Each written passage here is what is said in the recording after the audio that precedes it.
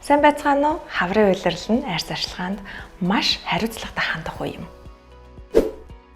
За бид нар болохоор хаврын улиралд аль болох арьсаа маш сайн гадны бохирдол, орчны хуурай, тоосон нүдэнд үл харагдах бохирдлуудаас цэвэрлэхээс гадна хамгийн гол нь бид нар маш сайн чийгшүүлэх ёстой байдаг. Тэгэхээр өөрийн арьсанд тохирсон хөнгөн бүтэцтэй удаан чийгшил хадгалах бүтээгдэхүүнүүдийг сонгож хэрэглэх нь зүй ёсных.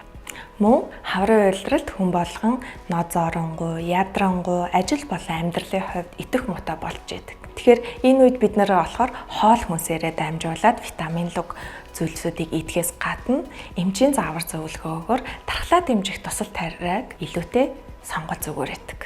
Тэгэхээр та бүхэн маань мэрэгжлийн эмнэлэгт мэрэгжлийн эмчт хандаж үзүүлж өөрийн арьсны онцлог, өөрийн арьсныхаа байдлыг тодорхойлуулж хэсэг газарт хийгдэж болох арьсны чийгшил нэмэгдүүлэх, арьсны байдлыг сайжруулах, арьсанд нэмэлтээр тэжээл өгөх тарилгануудыг сонирхож үзэж болно гэсэн үг.